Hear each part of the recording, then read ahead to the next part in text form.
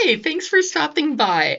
So, today I'm going to talk about some different ways to use puzzles and specifically fishing puzzles. This is one by Melissa and Doug that I really like, and I've used it a lot. But there's a lot of other manufacturers of puzzles.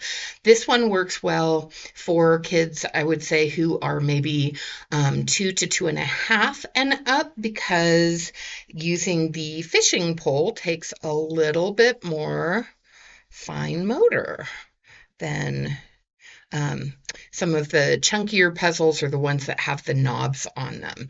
Because a lot of kids that I work with like to swing things around, and I don't love getting hit by fishing poles, what I have started doing is modifying this fishing pole by threading the magnet through, come on,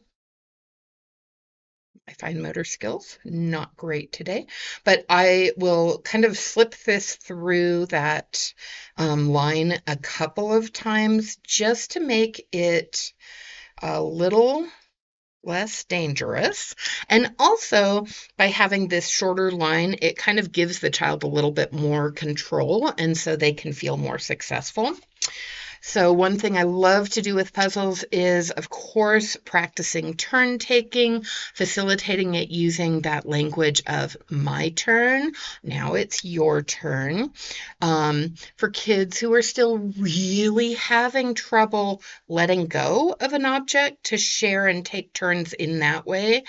If you have another magnet or another fishing puzzle so that both of you have a magnet to use, then your child doesn't have to battle as much about giving it to you.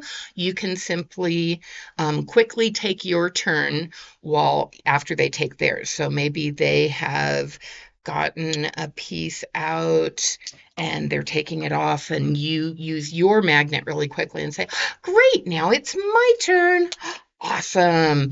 And then letting them have their turn again.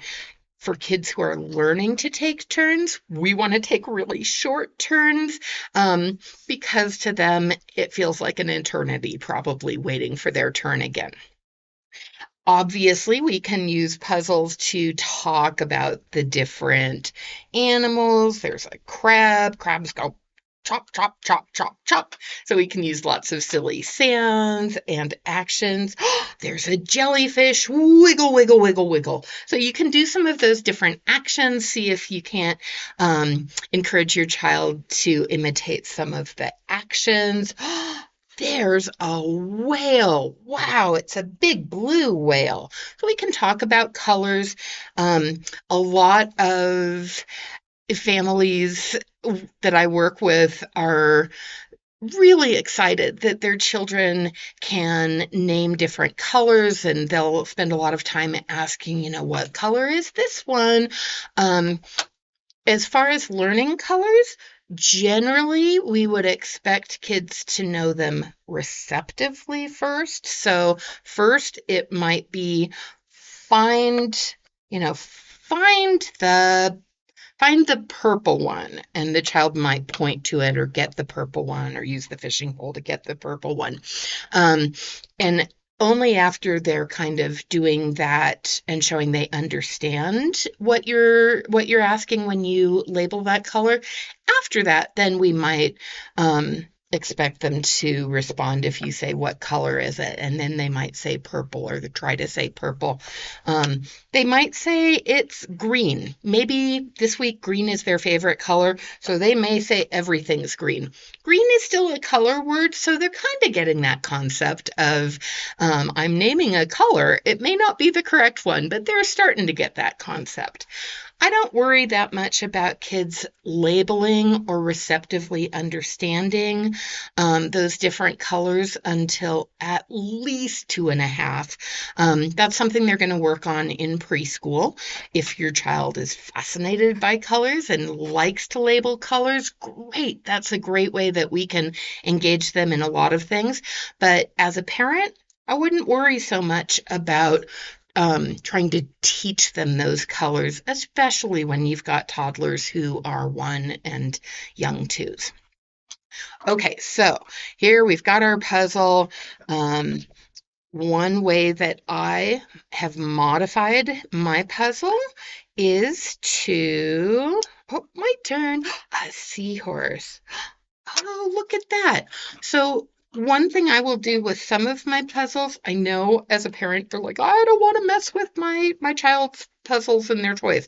But one thing that I've done is go ahead and I've colored in using marker or crayons.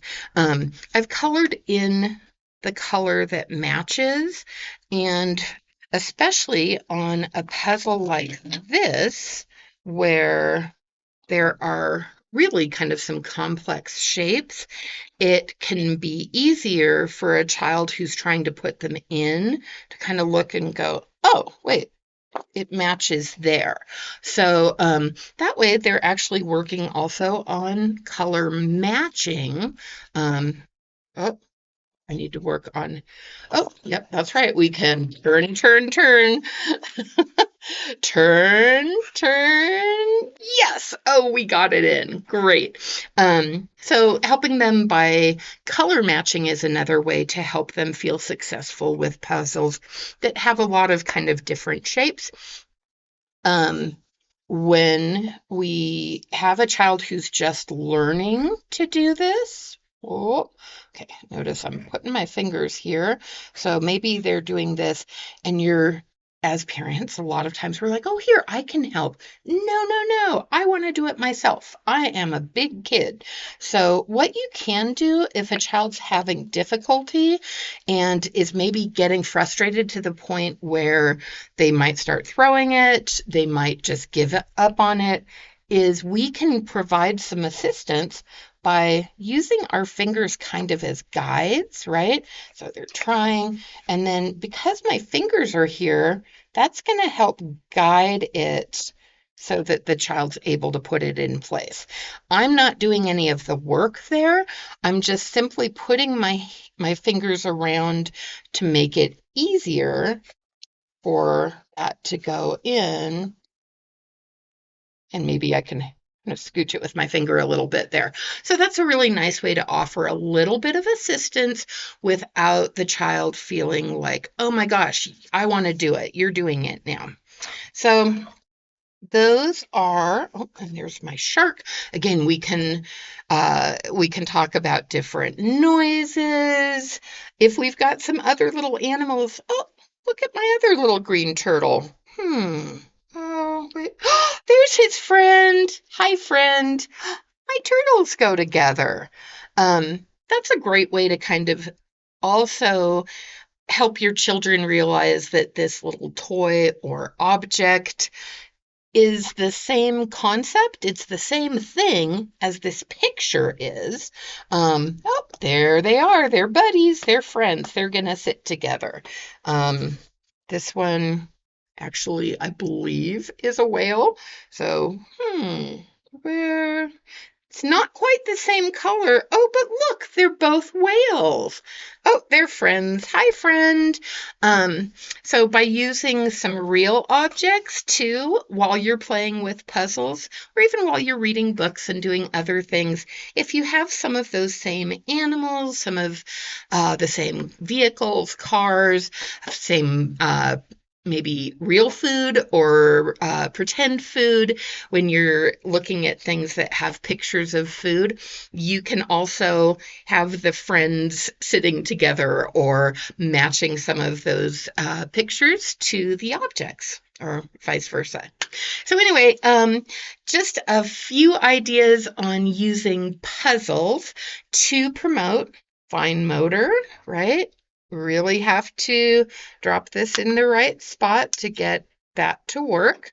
So we're working on that fine motor. We're also using that fine motor when we're putting it back in. Wrist rotation to get those in. We might do some trial and error Or for kids who are a little bit older and they've done the puzzle before, they might know right where it goes.